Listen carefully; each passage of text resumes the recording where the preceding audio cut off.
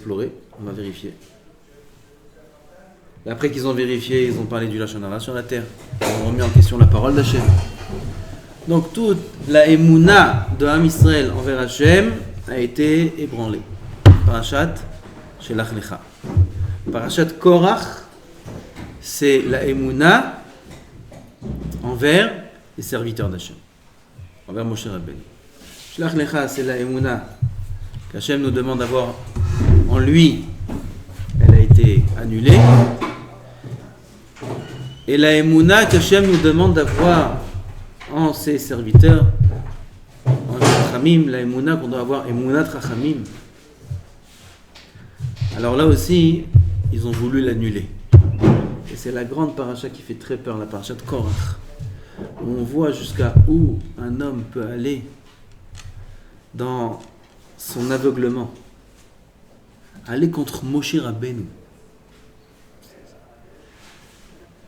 Je crois que Hachem il a écrit cette paracha elle a eu lieu pour nous montrer combien l'homme il peut être complètement aveuglé par ses midotes. Il peut aller jusqu'au bout. Il peut aller jusqu'au suicide pour ses midotes. De Korach on voit ça, et encore plus les 250 Anashim qui avaient avec lui, qui appartenait au Shevet Reuven. Et que Korach, il a réussi, par des moyens qui sont incompréhensibles, à les persuader qu'ils peuvent tous devenir Kohen Gadol.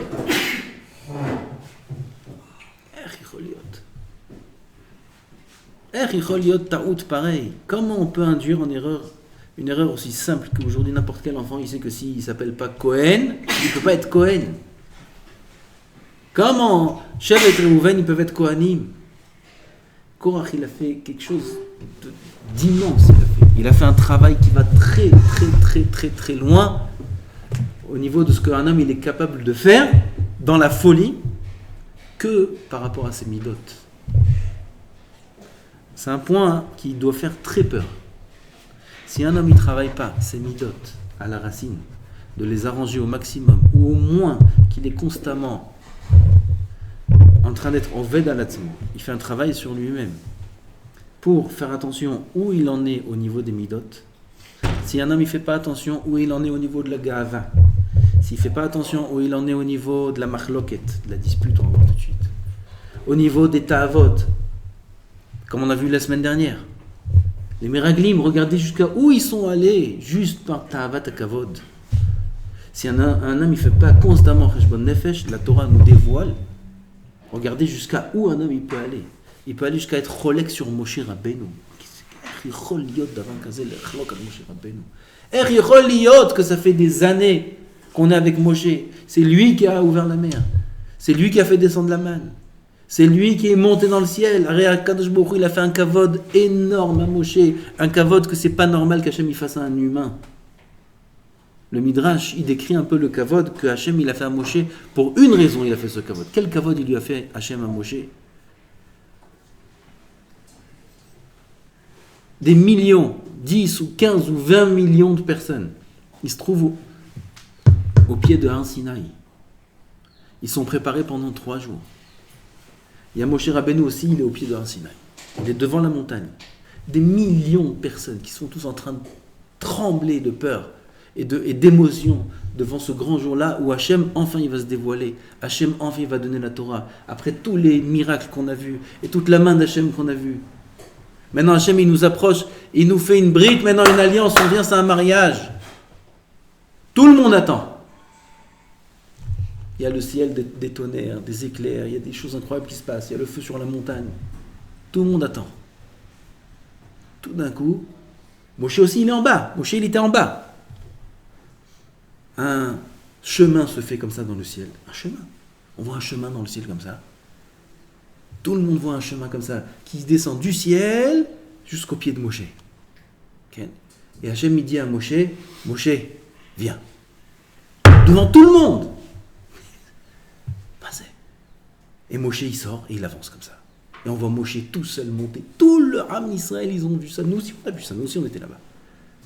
Tout Ham Israël, il voit ça. Moshe, comme ça, il monte. Il monte la montagne, il monte, tout le monde le va monter. Et Hachem appelle Moshe, et Moshe il monte, il reçoit la Torah, et Anochi Hachem, et après Moshe Rabbeinu il répète les paroles d'Hachem. Comment c'est possible qu'un homme vienne soit cholek sur Moshe? Comment c'est possible qu'un homme il est tellement aveuglé, tellement avec des arguments qui valent rien? Et il va jusqu'au bout des choses il va, devant tout le monde. Une paracha pareille doit nous faire trembler de peur sur les midot. On doit trembler de peur quand on voit une chose pareille. Si Chaz v'Shalom, un homme il se laisse aller dans ses midot, regardez où il peut arriver. Il peut arriver à être perdu la netzach. Jusqu'à aujourd'hui, Korach il est dans un trou. Jusqu'à aujourd'hui, il écrit Moshe Emet de Torato Emet. Adayom Alma midot. Il n'a pas travaillé ses midot. Il s'est laissé aller dans ce que son cerveau il a laissé croire que Moshe Rabbeinu finalement, moi je suis moins que eux, moi Shakul que Moshe Aaron, Shmuel il sort de moi. Pitam que lui va prendre tel poste, lui prend tel poste, pourquoi moi j'ai pas droit à un poste? Pourquoi ils se partagent les postes dans leur famille? Entre eux ils se partagent les postes. Pourquoi? Qui a dit? Rav Lachem il a dit, Rav vous avez trop pris, moi donnez à nous aussi. Pourquoi moi je suis pas là? דבר כזה אתה חולק על משה? כן. זה מפחיד רבותיי, ça fait très peur cette paracha. La paracha des Meraglim aussi elle fait très peur. Très peur qu'un homme il peut perdre tout son olam haba s'il n'est pas en veille dans la midot שלו. Si des géants comme eux ils sont tombés dans des choses pareilles, qu'est-ce que nous il nous reste? Qu'est-ce qu'il nous reste à nous? Si on ne fait pas les efforts qu'on peut faire, d'accord, il aura pitié de nous.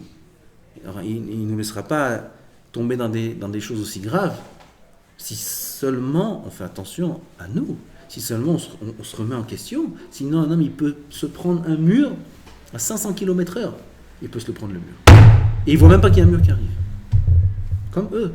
Pourquoi nous on est plus grand que ces gens là? On est plus grand qu'Achitophel, on est plus grand que Doeg Edomi. C'était les maîtres de David Amelech. On est plus grand qu'en Chochma, personne n'était plus grand qu'en Chochma. Et ils sont pris un mur de plein front, à 1000 km/h. Aujourd'hui, ils ne sont pas au Gan Eden. Ils ne sont même pas au Gehinam. En lahem chelek l'olam haba. En lahem chelek l'olam haba. Lama midot. Achitophel Morama, on n'écoute pas mon conseil. Ari, je suis le conseiller du roi, ça fait 20 ans. Tout ce que je dis, tout le monde écoute. Un jour, on n'écoute pas mon conseil, il bête en l'âme bachelor. Midot, rabotaï, c'est très dangereux, pire que les avérotes. C'est pire que de faire des avérotes, de ne pas avoir de bonnes midot. Un homme, il fait des avérotes, il sait que c'est des avérotes. Un homme, il est mechalel Shabbat, il sait qu'il est mechalel Shabbat. Il sait sur quoi il faut arranger. Midot, un homme ne peut croire toute sa vie qu'il est bien. Et il a à l'intérieur de lui des égouts. Seulement ces égouts-là, il les habille avec des belles choses, il met du parfum plein, on ne sent pas les égouts. Tu vas être bouché, des choses bouchées, tu mets là-bas plein de parfums, tout va bien. Tu décores, tu caches, tu camoufles, tout va bien. Avec quoi tu peux décorer? Tu peux décorer avec la Torah, tu peux décorer avec la Chokhmah, tu peux décorer avec des idéologies. Ah, ils pensent comme ça, non, on peut dire comme ça, voilà, j'ai un chat comme ça. On peut décorer avec des exemples. Il y a des exemples. Regarde un tel. On peut tout camoufler, on peut tout décorer. Jusqu'au jour où tout éclate. C'est ce qui s'est passé avec ces gdolim là. Lor avdou ala midot shelahem à la racine. Ils ont laissé le shoresh porerosh velahana. Il y a une racine, une petite graine. Cette petite graine là, elle se développe doucement, comme une plante. Une plante, chaque jour, tu vois rien, tu vois pas qu'elle pousse. Plante une graine. Va tous les jours. Tu regardes. Tu vois pousser. Tu vois, même reste devant. Tu dis, je ne vois pas pousser, mais c'est bizarre. Hier, je vois un Sahagan. Alors, je reste devant, comme ça. Reste devant pendant 3 heures. Ça bouge? Ça bouge pas. Il n'y a rien qui bouge. Tu as l'impression que c'est inerte. Une graine, ça bouge pas. Ah ben voilà, il y a un arbre. Ça bouge. Mais c'est tellement fin. C'est tellement lent que tu vois rien, tu sens rien. Mets-toi devant, tu vois rien. Par contre, si tu laisses beaucoup de temps d'espace, Là, tu vois une petite graine. Là, tu vois un tronc d'arbre. Il te bouge des maisons, il te bouge. Et comment de ça c'est sorti ça? Je suis resté devant, j'ai rien vu. C'est Midot. Midot, tu regardes, tout va bien. Ça bouge pas. Oh Hachem, il est stable, il a son seder, il a son limoud, il a sa femme, il a ses enfants, tout va bien. Midot, ça bouge pas. Tu regardes à la loupe, tout va bien. Ça bouge. C'est shoresh, poré, roche, vela'ana, c'est un pasouk. Les midot, c'est comparé à une racine, à une graine. Cette graine-là, elle bouge, elle se développe, mais c'est tellement lent que tu sens rien. Quand est-ce qu'un homme y voit? À la fin, comme dit le Messie Laticheri, on a étudié ce matin. À la fin, un homme y voit quand? Le jour de la mort. Le jour de la mort seulement, il voit quelle erreur il a fait toute sa vie. Comme on voit de ces gdolim là. Dans un bataille, les midot, c'est une nekuda qu'il faut travailler, qu'il faut être très très prudent, beaucoup plus que les averot. Un homme peut faire des malachim toute sa vie, c'est des erreurs. Toute sa vie, de A à Z, tout son malach, c'était une erreur. Aval, la nekuda importante qu'il faut qu'on retienne ici, tout important. Aval, une nekuda, on ne peut pas faire un chiour sur tout. Maintenant, on est obligé de faire un chiour sur un point. Le point de la machloket, la discorde, la dispute. Korach ba cholek al Moshe. Il y a une dispute dans cette paracha, il y a une dispute. Il y a la dispute de l'histoire. Korach contre Moshe. Cette dispute-là, elle a entraîné une punition qu'on n'a vue nulle part dans toute la Torah entière. Une dispute. Il y a écrit dans la Torah, ne vous disputez pas. Il n'y a pas écrit dans la Torah, ne vous disputez pas. Aval, dans la Torah, regarde la punition qu'il y a sur la dispute. Une chose que tu trouves nulle part. La Gemara a dit, c'est pas la Gemara, Midrash Tanchuma, Bo e kama kashem al chloket. Regarde comment c'est grave la dispute. Beddin shel mata, le Beddin en bas, on punit à partir de l'âge de 13 ans. Beddin shel marla, dans le ciel, on punit à partir de l'âge de 20 ans. Karet et Mita Bidei Shamaim, c'est qu'à partir de 20 ans. Et là, on voit, qui c'est qui a été puni? Des bébés. Ils sont morts. Il y a eu une pente qui s'est créée. Tout ce qui appartenait à Korach, toute sa famille, tous ses biens, la Gemara a dit même jusqu'à l'aiguille qui appartenait à Korach et sa famille, une aiguille, même ça, Hachem il n'a pas laissé. Elle va tomber dans le trou, même l'aiguille. Même un tout petit objet qui est insignifiant, ça va tomber dans le trou. Des enfants, des bébés, des nourrissons, ils sont morts. Qu'est-ce qu'ils ont fauté les nourrissons? Qu'est-ce qu'ils ont fauté? Korach il s'est disputé entre Korach et Moshe. Disons sa famille aussi, ils l'ont un peu aidé, sa femme, Ken. C'est sa femme qui a fait des problèmes. Et les Réhouven, 250, nous, les bébés, qu'est-ce qu'ils ont fait? Il a 1 mois, 2 mois, misken. La Mahomet. Omer Asirot Moussa, Alpi Aramban. Il y a écrit Ben Sorero Moré. Ben Sorero Moré, cette paracha de Ben Sorero Moré, cet enfant-là, ce rébellion, cet enfant qui est un enfant très grave, il vole son père, il vole sa mère, il mange de la viande. À l'époque, il mangeait de la viande. Aujourd'hui, il fait autre chose avec l'argent de son père et sa mère. Pire. Il boit du vin. Aujourd'hui, il boit de la tequila. 13 ans. Pourquoi on le tue, Ben Sorero Moré? Alma Orgimoto. Mère Ramban, Alma Orgimoto. Orgimoto parce que son père, il a pris une échette Yefat Torah. Son père, okay, il a pris, c'est la Gemara qui dit ça.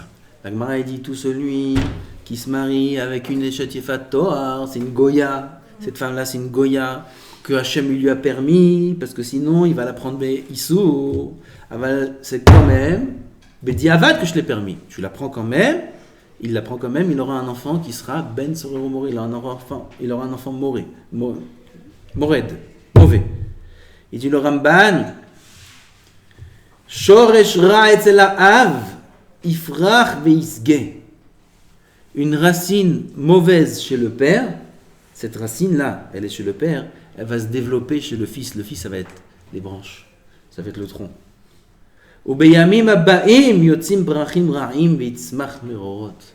Avec les jours qui passent, il poussera des enfants mauvais. Si chez le père, le shoresh était mauvais, dans Ben Sorour Moré, le shoresh chez le père il était mauvais, qu'est-ce que c'est parti prendre une Goya? Parti prendre une Goya, alors c'est naturel que le fils il sort mauvais. Il dit, le Sirot Moussar, d'après ça, on comprend pourquoi Hachem a tué les enfants. Lama. Machloket, la dispute, c'est une avéra grave. C'est une avéra très très grave. On n'a pas le temps de parler beaucoup aujourd'hui. Aval, hier j'ai entendu un rave qui lisait une guerre du Rambam, une lettre du Rambam à son fils, qui l'a averti sur la machloket. Il a averti de ne pas se disputer. Et Bezrat Hashem, avant la fin du cours, on va expliquer c'est quoi exactement dispute. Dispute, on va croire maintenant pas se disputer avec l'autre, pas chercher les problèmes à la synagogue, avec sa femme, avec ça. Moi j'ai un autre pshat dans la dispute. Ah voilà à la fin. On va comprendre qu'est-ce que c'est la dispute. Il est condamné à vie ou il peut changer? On le tue. Ah, ça y est, on le tue. Parce qu'il n'y a rien à faire. La Torah, elle sait, Yarda Torah le Sofda Ator, chez la dame, elle sait que celui-là, il sera un rachat. C'est à 13 ans. Avant 13 ans. Arshav. C'est la guide. Machloket, il dit le Rambam à son fils. Sache, il y a beaucoup de choses là-bas, j'aurais voulu vous lire le texte, mais je n'ai pas le texte. Il dit, tous les scientifiques, tous les philosophes qui ont parlé, le Rambam c'est un grand philosophe, tout ce qu'ils ont pu réfléchir, méditer, conclure sur la gravité de la machloket, ils ne sont pas arrivés, même pas à la superficie de la gravité. Tous les plus grands philosophes de l'histoire qui ont voulu réfléchir combien sont graves les conséquences de la machloket, ils ne sont même pas arrivés au millième de la gravité. La machloket, elle va très loin, elle a des conséquences très graves. Il y a écrit ici dans le Sefer, c'est d'autres Sfarim, que le Satan, il habite à l'endroit où il y a la machloket. C'est sa maison. Le Satan, il n'a pas de maison. Il n'a pas de maison, il n'a pas où habiter le Satan. Le Satan, c'est le Malach HaMavet, c'est l'ange de la mort, c'est le Yetzer Hara. Il n'a pas où habiter. Il n'a pas de maison. Tu veux lui faire une maison? Soit en dispute. Un endroit où il y a une dispute, là-bas il trouve sa maison. Là-bas il habite. Là-bas il s'installe. Le Satan, il s'installe où il y a une dispute. Que ce soit entre un homme et une femme, entre un père et son fils, entre un Bachour et un autre, deux Bachourim, là-bas il s'installe. Et après on va voir, je vais dire moi-même, dans l'homme lui-même, il y a des disputes. Et là, il y a une Gemara, la Gemara dans Gittin. Il y avait deux personnes qui se disputaient tous les vendredis après-midi, Erev Shabbat. Et le Satan, il habitait parmi eux, il était là entre eux, et le Satan faisait qu'il y avait des disputes l'un avec l'autre, tous les vendredis après-midi. Okay? C'est un moment propice à la dispute, vendredi après-midi, dans les maisons, ça chauffe. Ça chauffe, il faut faire attention. C'est un moment où le Yetzer Hara, il cherche à... Il y a un terme, c'est Erev Shabbat, Shabbat c'est Shabbat Vainafash, c'est le repos, c'est l'endroit où il y a le Shalom Shabbat. Le Satan, là-bas, il sait qu'il n'a pas de place, alors là-bas aussi, il veut rentrer. Tous les vendredis après-midi, ils se disputaient ces deux personnes. Rabbi Meir, il est arrivé à cet endroit, il les a invités, ces deux personnes-là, 3 Shabbatot. Vendredi après-midi, ces personnes arrivaient chez Rabbi Meir, ils ne vont pas se disputer. Ken? Ils ne vont pas se disputer devant Rabbi Meir. Alors quand il y a des invités, d'ailleurs c'est une grande zgoula que les yoratzim, les conseillers en Shlom Bayit, etc., ils disent d'avoir des invités Shabbat. Une maison où il y a des disputes, qui est des invités. Quoi, jusqu'à quand on va avoir des invités? Tous les Shabbats on va inviter? Non. Regarde ce qu'il a fait Rabbi Meir. 3 Shabbatot. 3 Shabbatot il était avec eux. 3 Shabbatot il n'y a pas eu de dispute. Ça s'est arrangé. 3 Shabbatot. Le Satan, où il se trouvait? À l'endroit où il y a la dispute. Il dit, le Sichot Moussa, si chez le père il y a la machloket, si chez Korach et toute la famille là-bas il y avait la machloket, cette racine-là, elle se trouve chez l'enfant. L'enfant aussi doit mourir. Le père, il transmet ses midot à son enfant. Si là-bas il y a la machloket, et sur une machloket, il n'y a pas de solution, il n'y a que la mort. Il n'y a pas de solution. Quelqu'un qui est bal machloket, quelqu'un qui est un homme qui cherche la dispute, qui est constamment en dispute, il n'y a pas de solution. Il faut l'enlever du monde. Il faut l'enlever, il faut le prendre, shalom, le mettre ailleurs, dans un autre monde. Qu'est-ce qui entraîne la dispute, Rabbi? Pourquoi un homme il se dispute? Il y a une Gemara, une Mishnah, dans Pirkei Avot.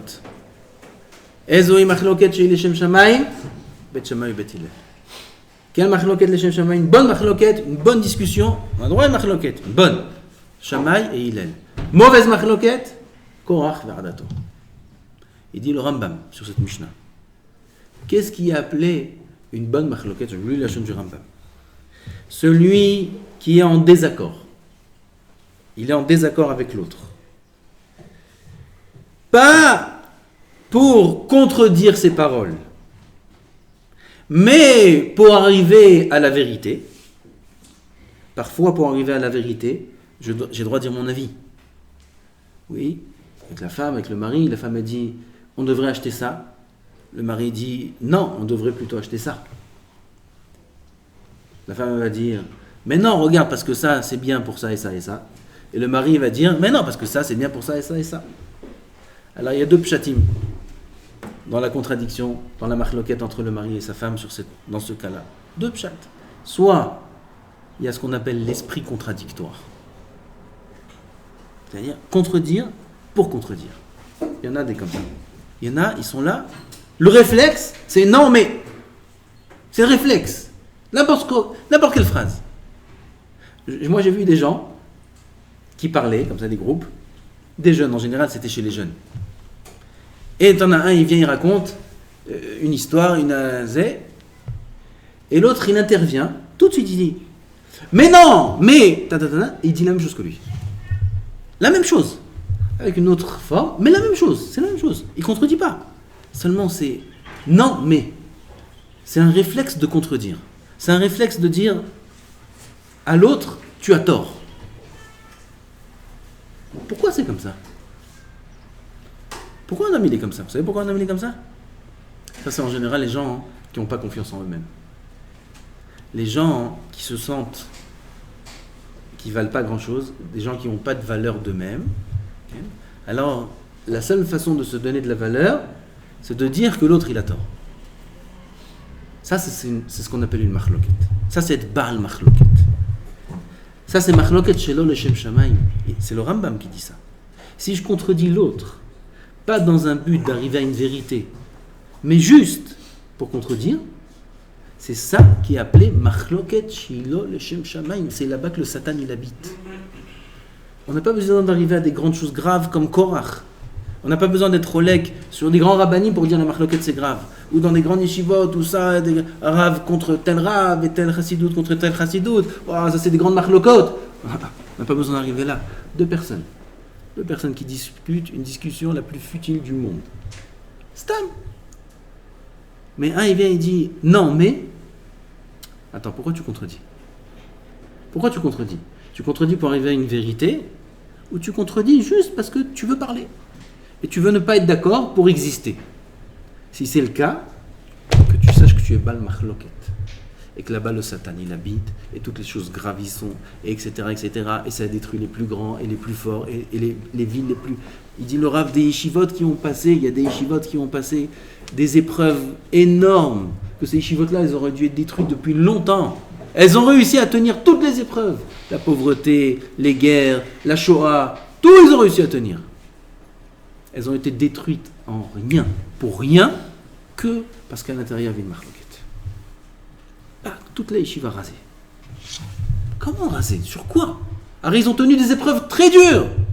On croit que cette Yeshiva elle allait tenir jusqu'au Mashiach, elle allait tenir. Non, elle a été effacée parce qu'il y a une marloquette. Une synagogue ne tiendra jamais s'il y a une marloquette dans la synagogue. C'est écrit. Un Bet Knesset est détruit s'il y a une marloquette dans le Bet Knesset. Et on voit toutes les grandes communautés qu'il y avait, qu'on a connues. Il y avait des disputes avec le rabbin et le président, et ci et ça. Qu'est-ce qui reste de la synagogue? Un demi-minyan le Shabbat matin. Voilà ce qui reste. Il ne reste plus rien. Plus rien. Et pire encore même, il y a des synagogues maintenant qui se transforment en mosquées. Des synagogues qui se transforment en mosquées. Une synagogue qui est à la base une synagogue. Maintenant c'est Shu'alim il Khoubo. C'est Machloket. Machloket, ça te transforme la Kedusha en Touma. Ça transforme tout. La reine, il faut raccourcir déjà. Et il faut faire très attention à Botaï. Très très attention à la Machloket. Il faut être d'abord en paix à l'intérieur. Je ne pourrai jamais être en paix à l'extérieur si à l'intérieur de moi-même je ne suis pas en paix. Si je ne suis pas bien à l'intérieur, je ne suis pas tranquille, je ne suis pas épanoui, je ne pourrai jamais avoir un discours de shalom. Quelqu'un qui est à l'intérieur des ta'avot, il est à l'intérieur de la gava, il est à l'intérieur beaucoup de choses qui le poussent à vouloir gagner de l'argent ou des choses comme ça.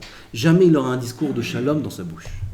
Il aura toujours un discours de mauvais regard, de lachon hara, de chercher à gratter chez l'autre, de chercher à rabaisser l'autre. Parce qu'à l'intérieur, il n'est pas en paix. Alors d'abord, il faut arrêter la machloket à l'intérieur de soi, déjà qu'il y ait le shalom à l'intérieur de soi-même. D'être bien, qu'un homme, il est shalom, il est bien, il est sa mère, Bechelko, Baruch Hashem, tout va bien. Tout va bien. Avec ce qu'il y a de mal, tout va bien. Il est en paix, là, il peut commencer à avoir un discours de shalom. Et de parler du bien de l'un, et de parler du bien de l'autre. Et même si sa femme lui parle mal, il a la force de répondre bien. Et même si ses parents, ils sont lourds, et c'est difficile d'accepter leurs paroles, et qu'est-ce qu'ils me cherchent à chaque fois, et pourquoi ils mettent des bâtons dans les roues, et pourquoi c'est, pourquoi ça. Ken, l'homme à l'intérieur, il est bien, il pourra avoir un discours de shalom. Avec ses parents, avec sa femme, avec ses enfants, avec ses amis, avec son entourage, entre les bachurim. Kama ze chashuv rabotai de vivre beshalom, kama ze chashuv d'être mitalmidim shel Aaron.